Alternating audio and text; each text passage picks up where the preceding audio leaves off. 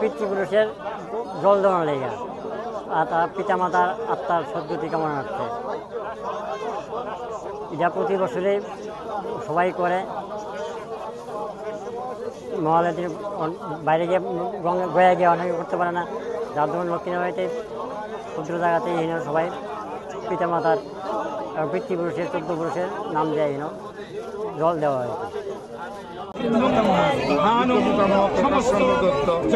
আজকের সকালে খুবই সুন্দর পরিবেশ, এখানে প্রতিবারই অর্পণ করি, সবাইকে দেখে খুবই ভালো লাগছে এবং সবাই মিলে যে এই তর্পণের জন্য আসলো এখানে, এটার জন্য খুবই ভালো লাগছে।